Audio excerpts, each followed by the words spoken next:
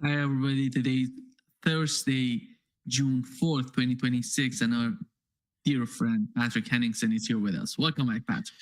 Great to be with you, Nima. Patrick, let's start with yesterday what has happened with the case of Lebanon. And the United States announced that there is an agreement between the government in Lebanon and Israelis.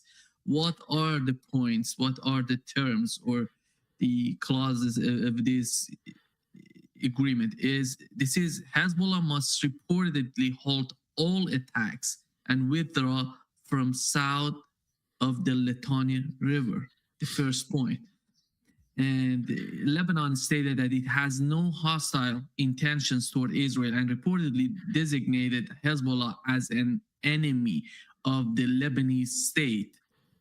The Lebanese armed forces would assume exclusive security control in designated areas, excluding non-state armed groups.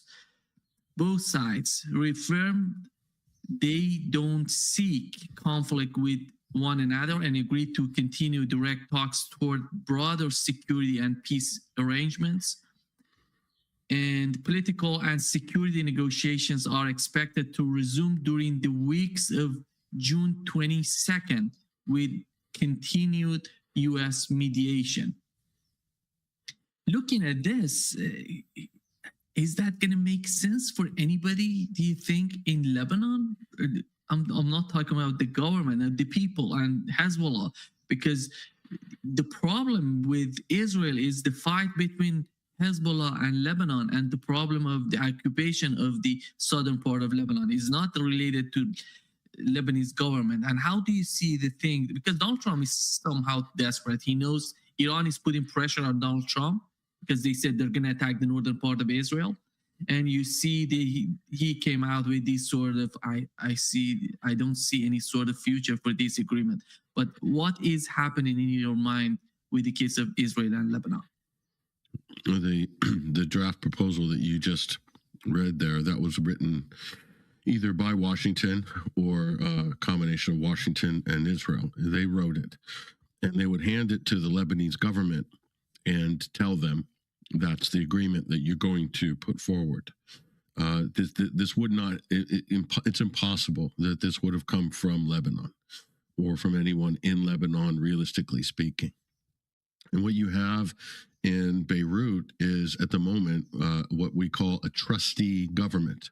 A trustee government. So, like when you have a prison and the prison warden nominates a few prisoners to be trustees to govern over the other prisoners, they have no power, they have no sovereignty. They're just there symbolically to deal with, the inmates, as it were. That's what Joseph Aoun and Nawaf Salam are, the president and prime minister of Lebanon at the moment. These are effectively appointed by the United States and Israel. So this is total American and Zionist control over Israel. And their goal, the United States' goal, they've been very public about it. Tom Barak is Trump's former fixer, a business fixer in the region. And then he got promoted to special envoy or ambassador to Turkey. And then he's suddenly special envoy dealing with Lebanon. He's been very open that he wants to see a civil war in Lebanon. Now, he's not using those exact words, but he's talking about using the Lebanese military to disarm Hezbollah. That's effectively promoting the idea that, or forcing the idea of an armed civil war in Lebanon. And, this is very easy for Americans to be talking like this because they have no, they're not Lebanese. They have no stake in Lebanon. Lebanon is just a space on a chessboard for the Americans. And for Israel, it's future territory that they want to annex. That's all. So when you hear Tom Barak or Trump or anybody from the U.S. or from the Atlantic Council or the State Department, what passes for a State Department these days in America, which is basically an annex of the Israeli embassy, effectively. But when you hear this type of rhetoric, this is just basically the U.S. working with Israel, pretending to be separate parties, the U.S. pretending to want to restrain Israel when in fact they're an absolute, completely perfect partnership. And they're reading from exactly the same page. Americans do not care about Lebanese civilians. As far as Americans are concerned, Arabs living in South Lebanon are a nuisance. And they would like to see them moved out.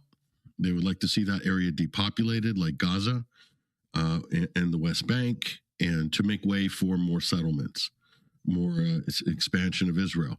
So that's an important part of the Greater Israel Project, is the annexation of South Lebanon, not just to the Litani River, because Israel needs the fresh water source. They can't be dependent on desalination. They need Lebanon's fresh water. So Israel has always coveted Lebanese fresh water. They want to steal it. They want to steal that river, that water, just like they've stolen the Golan Heights, just like they are planning to steal, and this is important, Nima, it's not just the Litani River. Israel would like a buffer zone above the Litani River. Why? Because it's not just about what's on land in Lebanon, it's what's offshore. We're talking about natural gas deposits off of Lebanon. The United States, through its various agents and financial institutions, and by creating a lot of sectarian division and arguments among Lebanese billionaires, Lebanon has not been able to exploit its natural gas deposits off the coast of the Levant. Hence, while the billionaires are arguing over who's going to get it, it's not being properly exploited. Lebanon continues to be a sort of defunct economy, dysfunctional economy, with a currency in free fall. It's a complete disaster. That's all by design, because Israel has always wanted to maintain that as a non-performing energy asset of Lebanon, to buy time, so whereby they could get into position to take it. And now they're very close to getting it. And that's one of the main prizes in all of this, besides fresh water, and also to steal the very, very fertile agricultural land in the south, in much the same way that the Israelis have already stolen and illegally occupied the Sheba farms. That's Lebanese territory as well. And so that's very profitable, fertile agricultural land, which Israel is seeking to take and then to eventually export product from there. And if you look at what Israel does whenever it steals territory, it very quickly goes to develop the economic assets of the lands that it steals. And then it will want to make that a performing economic asset, and that just further sort of, in their mind, justifies the fact that they're going to occupy it illegally, and they're going to take it. And they say, well, the people who were here before, the Palestinians or whoever, they weren't doing anything with this land, so we just took it, and now it's profitable, now it's developed, and it's because of us, the Israelis. So they will, if they're allowed to, they will continue this pattern of behavior into Lebanon, onshore and offshore. That's the first thing. So they've cloaked this under the idea of security, okay? And then one of the big sort of frauds in all of this, unfortunately, and really this is at the core of a lot of the problems in the region, and the big enabler of Israel, is to label everybody a terrorist.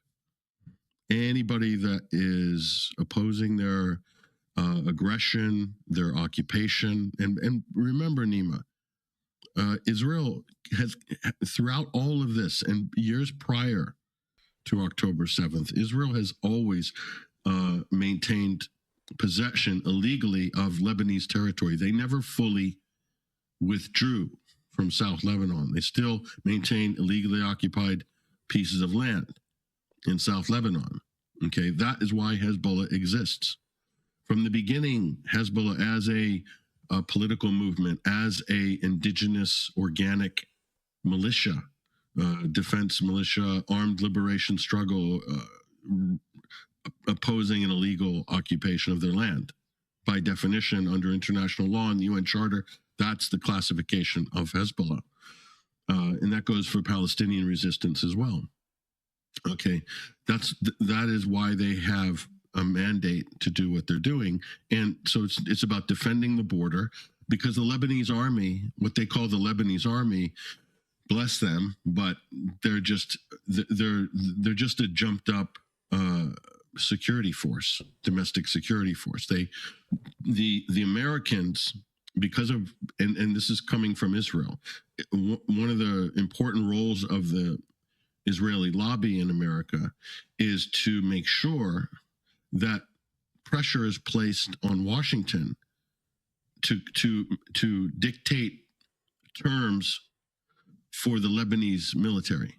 Okay, what they can, what they cannot purchase as a military. Okay, and Israel has insisted that Washington impose restrictions on the Lebanese military, so they cannot have any air defense, forbidden by the Americans.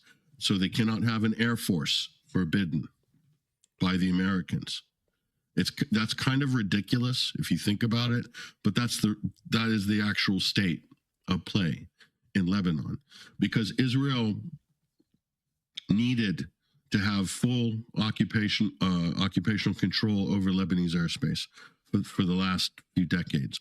One of the important reasons for that is Israel wanted to have access to Lebanese airspace in order to send its IDF jets into Lebanese airspace to fire missiles on Syria, okay, for 15 years, and to do it with total impunity.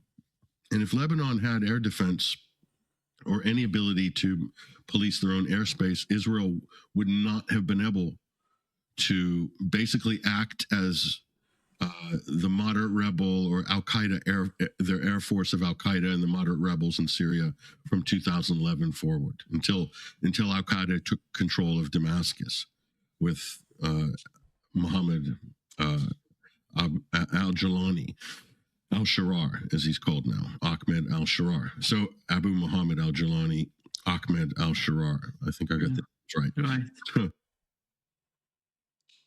And it's all just, it's public record and facts, like, this is the thing. It's crazy. But we'll just get to the next clip. So this is a very much weakened, the United States and West Asia, very much weakened, with fewer options. And so if they can't provide that protection umbrella for the Israelis, then that's it. The game's over for Israel. It relies on U.S. protection and the U.S. doing the heavy lifting by, either attacking their adversaries like Iran or creating an umbrella of deterrence to protect Israel in the region. That's what the entire U.S. footprint in West Asia is really about.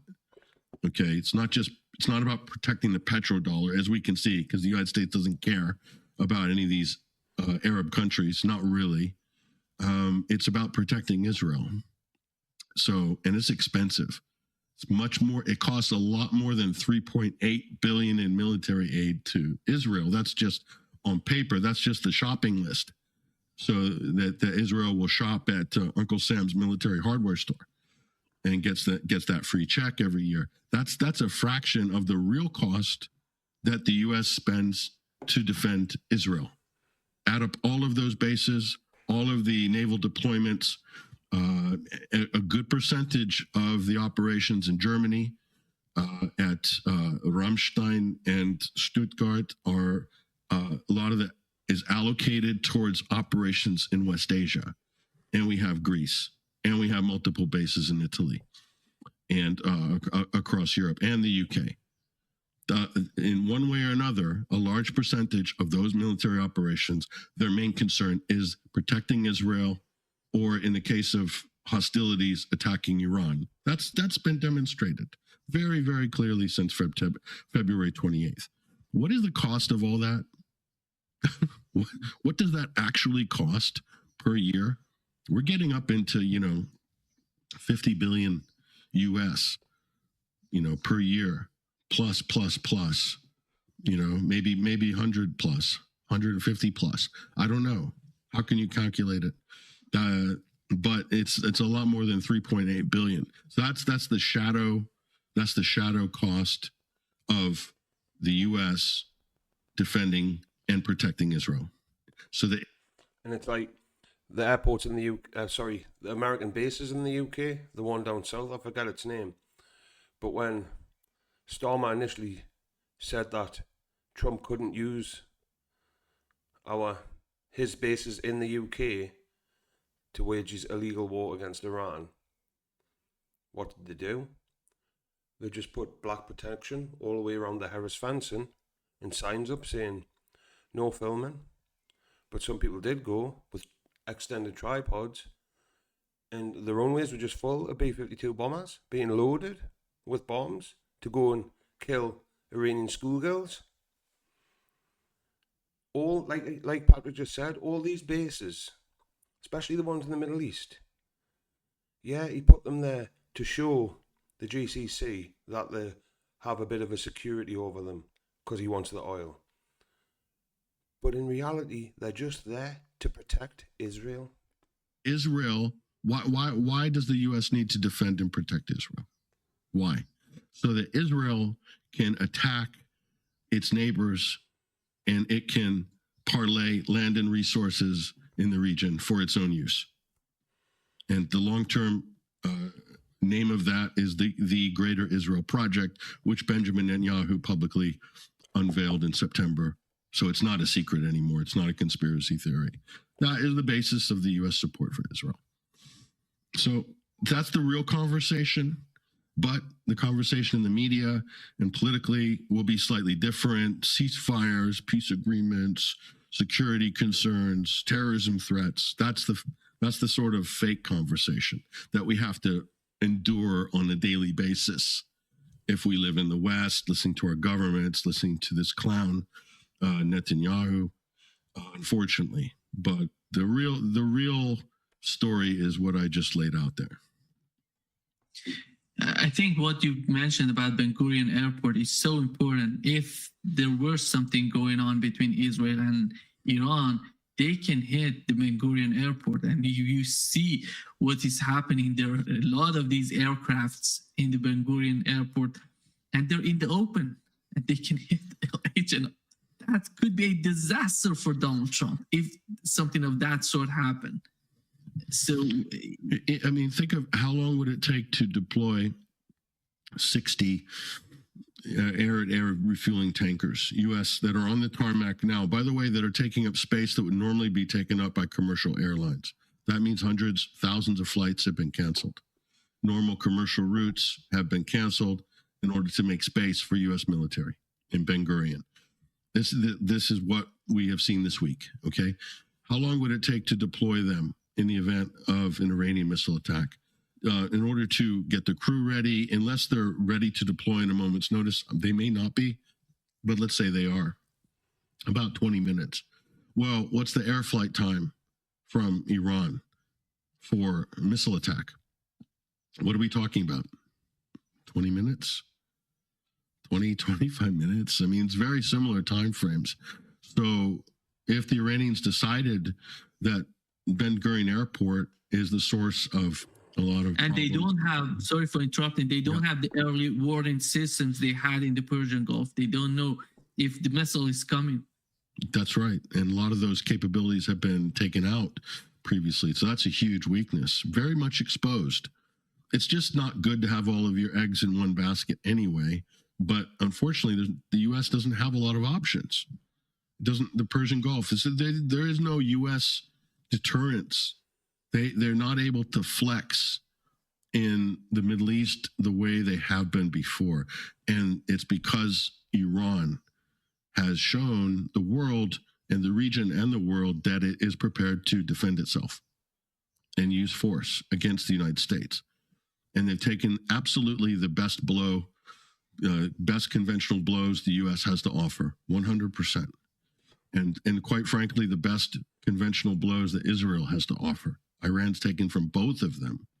No other country in the world has taken direct, full-blown conventional military force from the U.S. and Israel, but just from the U.S. alone. Russia hasn't had to face that. China's never faced that.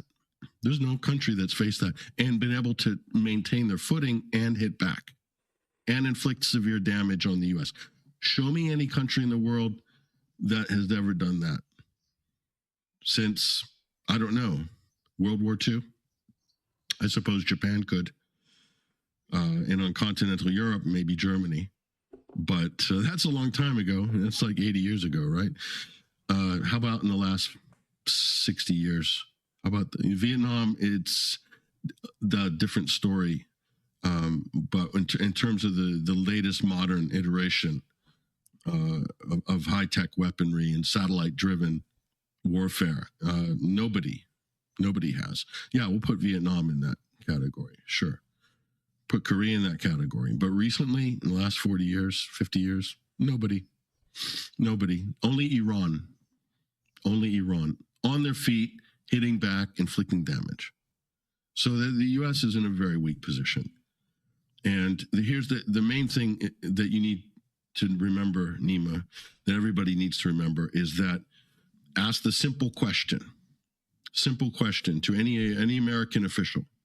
Are you in a better position now in June 2026 than you were on February 27th, 2026? And the answer is, on the political front, on the military front, on the economic front, geopolitically in the region, the answer is no, you're not. So who's winning? I rest my case. And you can't argue with it, like. Last section is on Trump and the lobby. Very informative, worth watching. So I don't think he won't be able to do that. The Senate, however, passed a similar resolution. So they want to limit Trump's power regarding the war. A joint resolution could be vetoed. It's technicality. But the main point is this, is that there were enough Republican rebels to make those majorities happen. And that wasn't even the case 2 months ago. Okay, that's the difference. And if he vetoes Senate resolution or anything like this, or attempts to, that's going to be a noose around his neck, politically speaking, because it's going to further reinforce the idea that he is a warmongering president and he's brought all of this economic hardship on America and the world because of his warmongering, basically, and by being a stooge of Netanyahu and the Israeli lobby. And there's no secret now that his administration is owned, operated, and he is an absolute marionette of the Israel lobby and the Israeli billionaire class, led by Mary Madelson and Ronald Lauder and all of the rest of it, and Jeffrey Epstein's still existing puppet strings that still have connections right through the Trump himself and the entire White House and half his cabinet and a whole bunch of other people that matter. So that's just a reality.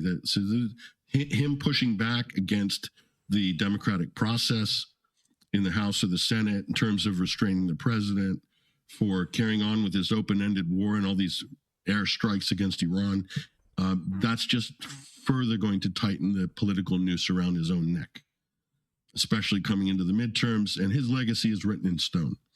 He cannot avoid it. Donald Trump, it's unavoidable. He will go down as the worst president in the history of the United States of America of all time. It's unavoidable. He's already got his, they can make the plaque already, put it up there, wherever that plaque goes. It's been written. He can't avoid it now. He thinks he's going to get his face on Mount Rushmore next to Abe Lincoln. No. He really thought that. He really thought that this war against Iran going to bring that to him. Yeah, a golden statue. No. So that's the reality. So it's cut your losses. That's the political reality, and that's not a mode that Trump has been used to. in the last year and a half, he's been able to get his way, and now the blowback has happened. And not only that, if the blowback is severe, then other Trump allies will fall by the wayside, and he'll become more and more isolated. And that's a very, very ugly and uncomfortable position to be in as a U.S. president. And that's kind of what he's looking at after the midterms, very isolated, and he will be impeached. He may not be convicted in the Senate, although it might be close after the midterms, but he will go through the rigmarole of the impeachment hearings. And they have unlike the first term, where the two impeachments were basically fabricated, very weak cases, mainly to do with Ukraine, one of them, and the other to do, I believe, with January 6th. Now you have actual hard evidence for corruption, insider trading, graft, nepotism regarding his family, plus the poly market trades and all this manipulation. I mean, so there's no shortage of, attack vectors that his opposition have to really make life uncomfortable for him during the impeachment process, and I know also all of his allies and family too. So many of them are going down, and that's a fact. And I think for him, he said something. Last thing I'll say is, and it's worth pointing out, while he was gloating about his ballroom project the other day to the media, he made a statement that nobody heard before. He said, I won't be able to enjoy all of this ballroom and the bunker underneath and all that. I'm not going to, because I'll be gone by the time it's finished. I'll be out of office. He never openly said he would be out of office before. There was always this lingering idea that Steve Bannon and others were putting out that Trump is going to get his third term by changing the rules or the law or new amendment or whatever. So this is the first time Trump has admitted last week that he has no designs on a third term.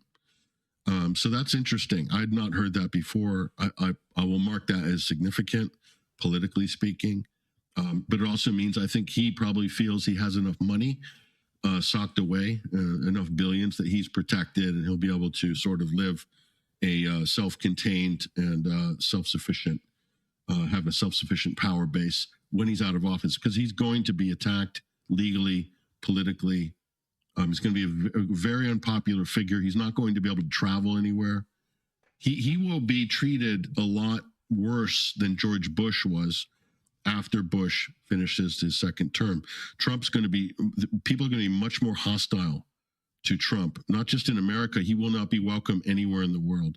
The only place he'd probably be welcome is in Israel, if it exists in 5 years or whenever he's out of office. He's going to have a very hard time. He'll be treated a lot like Tony Blair was in the UK after the Iraq War. Tony Blair spent most of his time outside of the UK after the war because people were doing citizens' arrests. He couldn't go anywhere without being confronted.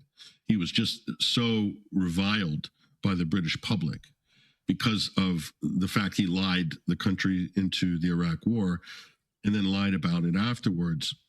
He became the most popular, unpopular, hated political figure in British history, pretty much. So Trump's going to probably regard it in the same way when he gets out of office, unless he has some major Damascene conversion, like converts to, I don't even know what religion he is. Nobody knows, but maybe he converts to something and, becomes a pious individual and tries to make up for all of his sins. But somehow I don't see it happening. The narcissistic shell on this guy is just too thick and hard. And it's true. And it's like Tony Blair. He is hated here. Hated. That's why he spends all of his time at the World Economic Forum piping up Klaus Schwab. He's the one pushing digital ID. Well, his son, Ewan Blair. They're all in the Epstein class, Palantir.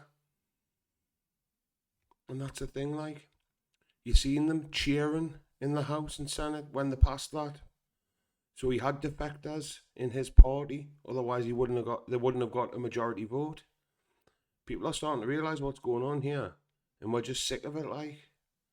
But that's Patrick today, well worth a watch. And We're going to get on to Colonel Lawrence Wilkinson next, but that's it for this one.